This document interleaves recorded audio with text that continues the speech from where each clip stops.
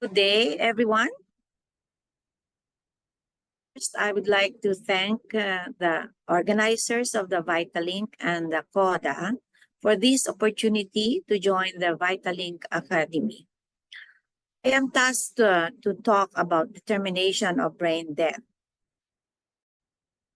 But I would like to disclose that, however, that I am not a neurologist.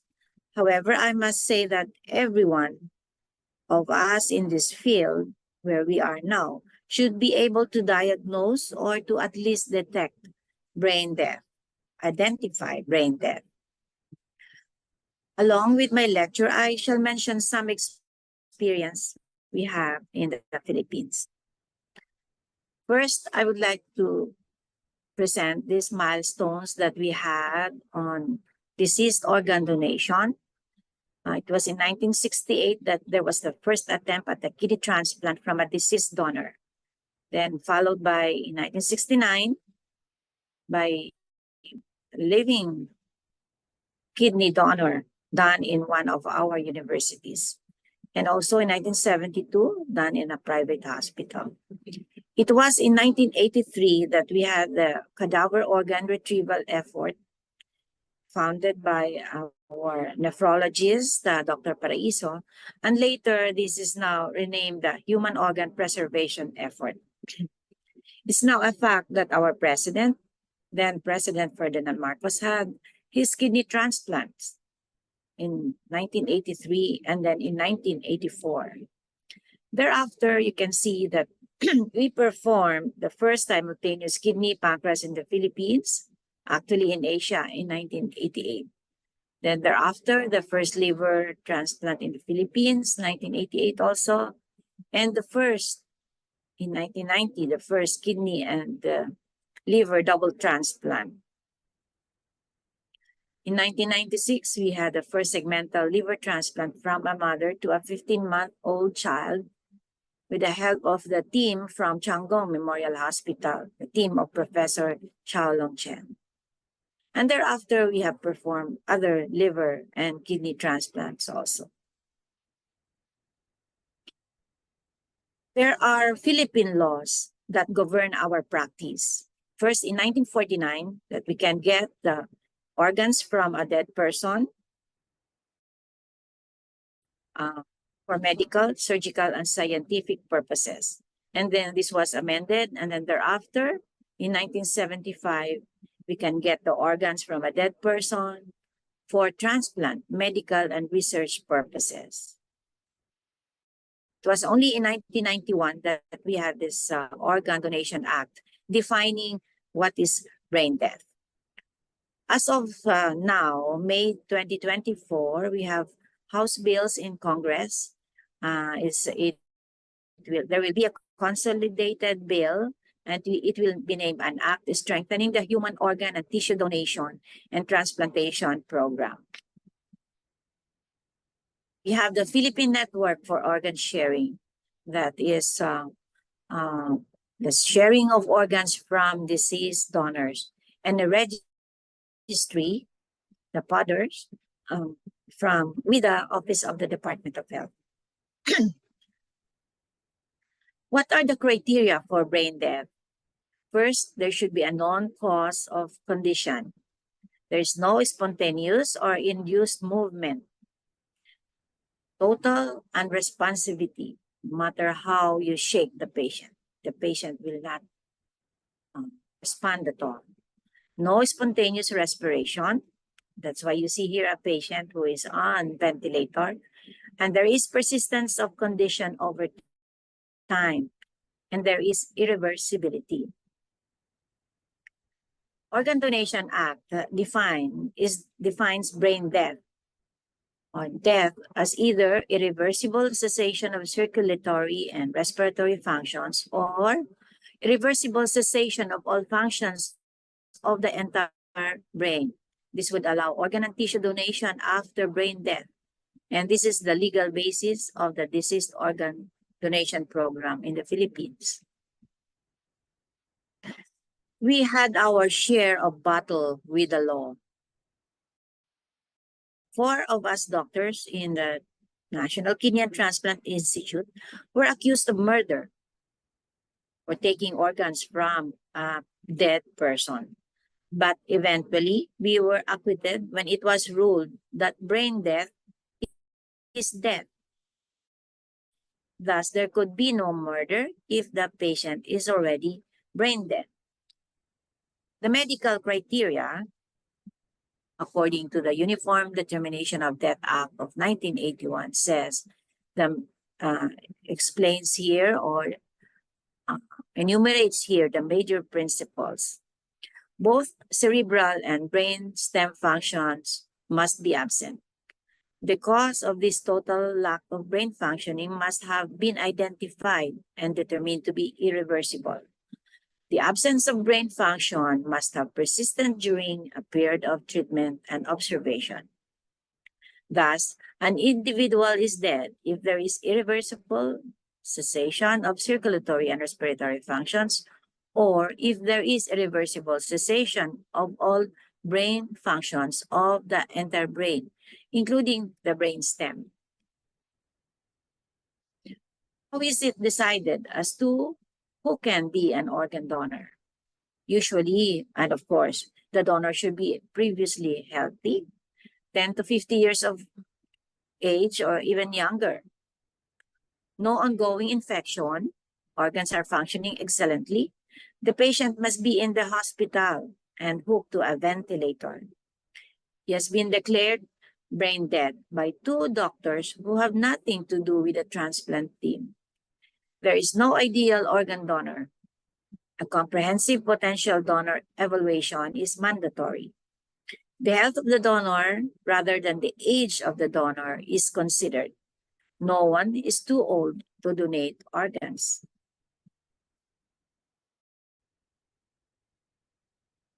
Here are some contraindications to donation, which include the following. Age of more than 70 years, there's chronic renal disease, of course, potentially metastasizing malignancy, severe hypertension, bacterial sepsis, current intravenous drug abuse, hepatitis B surface antigen, HIV positive, although we know now that some HIV donors may also be eligible to donate to HIV patients.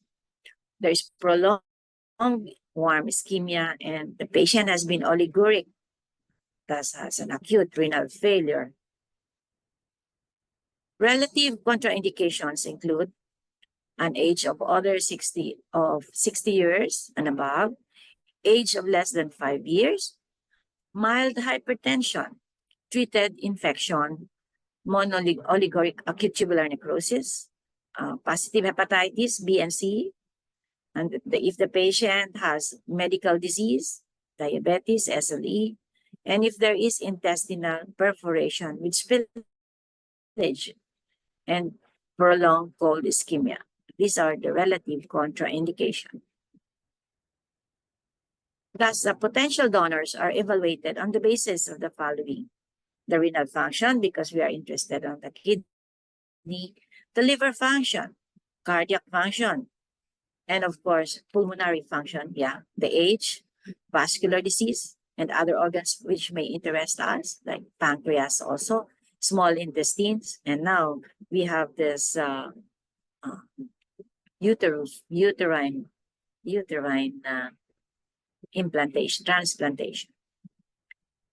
There are limits, of course, when a patient has extensive vascular risk factors, hypertensive, severe vascular disease, diabetes with proteinuria, and of course, severe glomerulosclerosis.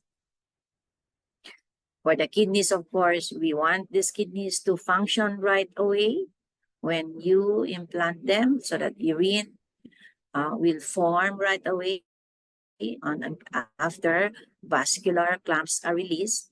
And I would say that there is always happiness every time you see this urine coming up, for every drop of victory. Death happens to everyone. Whenever there is fatal accidents, especially when there is injury to the brain. there is new cerebrovascular accidents or other diseases that you have in the brain. Of course, accidents can happen, especially when one is driving without the helmet, without the protective helmets, or driving without any precautions. Those final moments can be meaningful. Randomly every second, there is brainstem failure, there can be respiratory failure, and neurohormonal changes.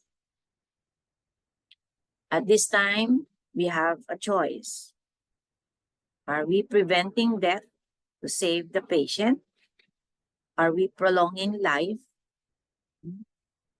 And are we prolonging life or maintaining the organ's viability for organ transplantation?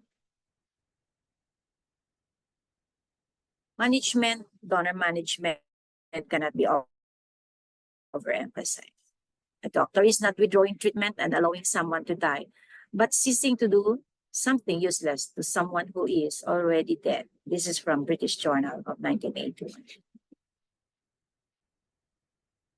Of course, very important is how to manage first your donor. You have, of course, your patient monitoring lines, your vitals monitoring and temperature, blood pressure and ventilation management. We have here rule of 100s. Maintain the systolic pressure above 100. Ensure the urine output is at least 100 to 300 cc per hour. Ensure that the PO2 is at least 100 millimeters mercury or on the least amount of FiO2. And check your fluid balance. Adjust your IV fluids and urine output. Treat the diabetes insipidus if it ensues. Check your electrolytes, correct electrolyte abnormalities, correct coagulopathy, administer empiric antibiotics, and of course our HR protocol. Give steroids, and sometimes we have to give thyroxine replacement. Is brain death different from cardiac death? Brain death means the complete and irreversible cessation of all brain functions, including the brain stem, according to the usual and customary standards of medicine. Cardiac death or cardiac arrest, cardiopulmonary arrest, or circulatory arrest means there is cessation of the normal circulation of blood due to the failure of the heart to contract or to pump. Thus, all other vascularized organs are affected when there is failure pump, when there is failure pump, which is that of the heart. What is the legal basis for organ donation? In the Philippines, we have the Republic Act 7170, which defines brain death. And after brain death, you can donate the organs. But of course, other countries may have different or not so different definition of brain death. This is the brain to die. Commonly, for our usually healthy patients or donors or potential donors, there is acute neurological trauma. It can occur also in cerebrovascular accidents in hypertensive patients, for example, when they have CVA hemorrhage. And there is cerebral anoxia, like in hanging, or in brain tumors. But of course, you rule out any possible causes of brain malfunction. And these are drugs, intake of substance abuse or toxicities, alcohol toxicities, electrolyte imbalances, volume imbalances, hormonal imbalances, and even hypothermia. We have to rule this out. What are the steps in clinical examination to assess brain death? These are commonly done, especially for us in the Philippines. We don't have all other the armamentarium to detect brain death, but there are clinical steps, and this will concern about your eyes, your cornea, your vestibulo-ocular tests, your your deep stimulation of the patient. How are these done? The pupils are fixed in diameter and do not respond to changes in the intensity of the light. These are determined by two doctors at separate time. Usually, we have this 4 hours, 4 hours interval. Remember, within these 4 hours, anything can happen and your potential donor can crash. So the pupils are fixed and do not respond. So it's dilated, fixed, dilated. There is no corneal reflex. So determined also by two doctors. The vestibulo-ocular reflexes are absent. These are absent when there is no eye movement during or after slow injection of 20 ml of ice cold water in each external auditory meatus. So, but this is contraindicated when there is damage, where there is leakage of CSF to the ears. Okay. There is no motor response within the cranial distribution, which can be elicited by adequate stimulation of any somatic area. There is no gag reflex or response to bronchial stimulation by the suction catheter passed down the trachea. There is no respiratory movements when the patient is disconnected from the mechanical ventilator. This is your apnea test. When disconnected for long enough to ensure that the arterial CO2 tension rises above the threshold for stimulating respiration, that is the PaCO2 must normally reach 6.7, no? 60 millimeters mercury. Hand ventilate the patient, bagging, that's bagging, with pure oxygen for 5 minutes, and then with a 95% O2 and 5% CO2 for 5 minutes. Then disconnect the respirator for 10 minutes while delivering O2 at 6 liters per minute by catheter into the trachea. This establishes diffusion oxygenation and ensures that during apnea, apoxia will not occur, even in 10 or more minutes of respiratory arrest. But we have to be cautious about this. We have tried this on some of our patients, and the patient, maybe it was not properly done, and some patients may crash during the apnea test itself. So again, these are done by our two doctors, 4 hours interval.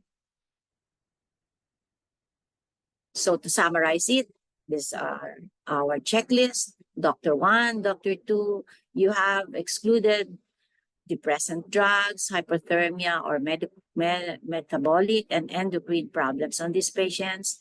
You have tests on the pupil, the cornea, the eye movements, gag reflex, and the apnea test.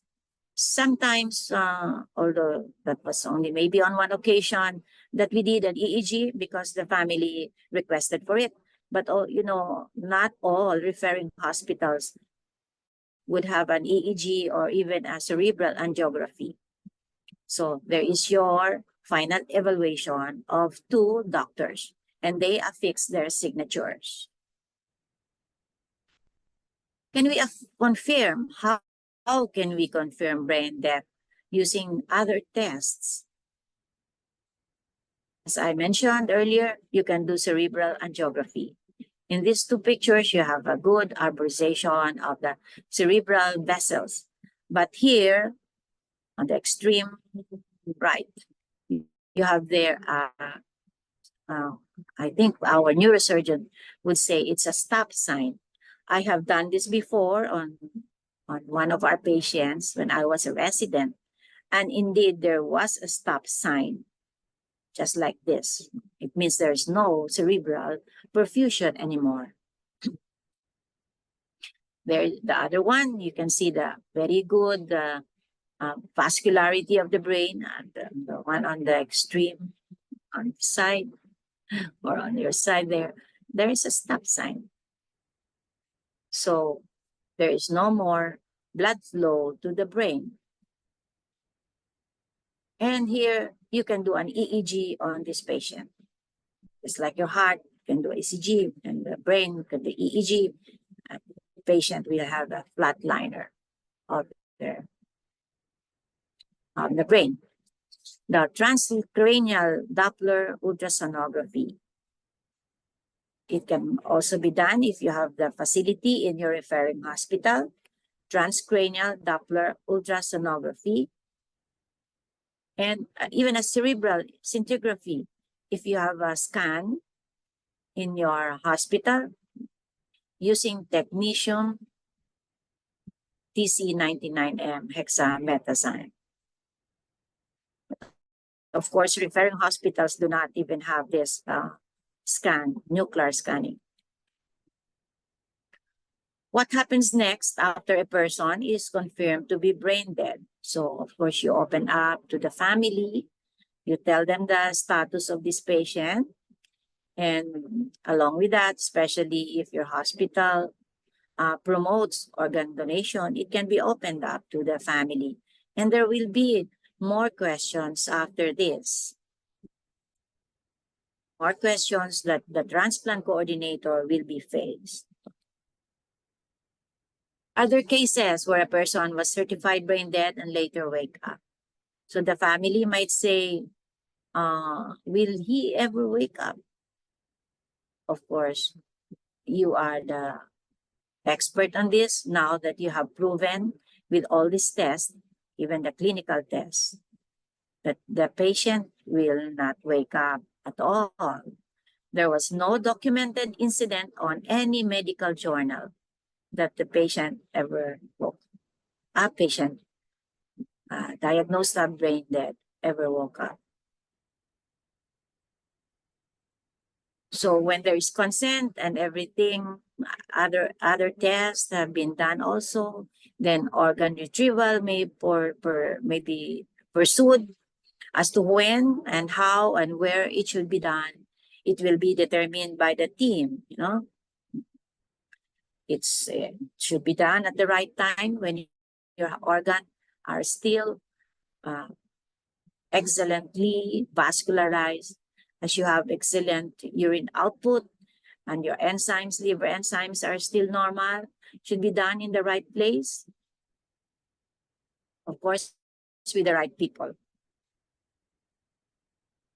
Is the person's body disfigured? Donated organs are removed surgically in a routine operation similar to other operations in a sterile condition. Donation doesn't disfigure the body. Normal funeral arrangements, including an open casket funeral, are possible. The donor is always treated with great care and respect.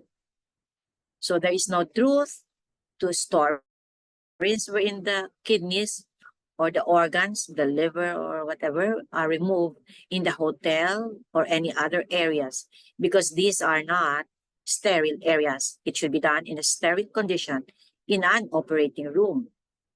And the donor is always treated with great respect, care, and respect.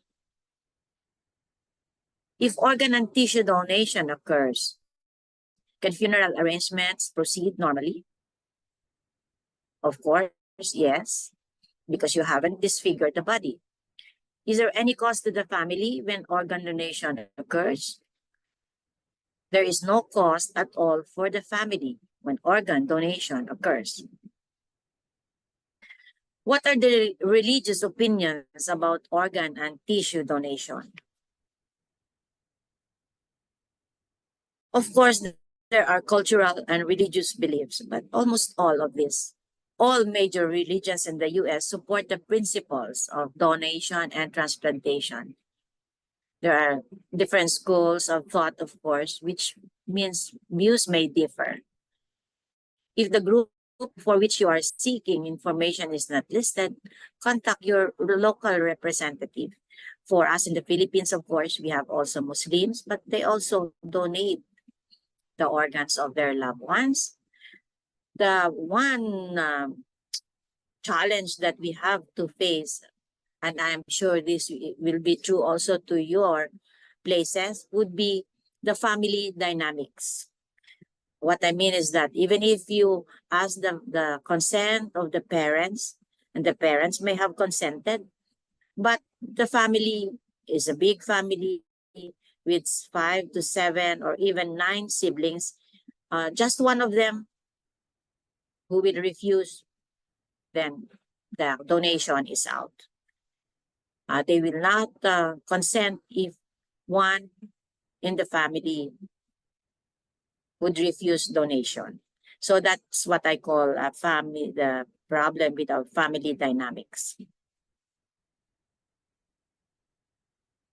And of course, when we have potential donors, brain dead donors, they live in the heart or in the kidney of our recipients. And with life springs eternity. And as you can see here, I call this my fountain of life. When the kidney forms the urine immediately, which means there is immediate graft function. So thank you very much for your kind attention. And indeed, there is life after death. And you are now a part of this advocacy to deceased organ donation. Thank you very much.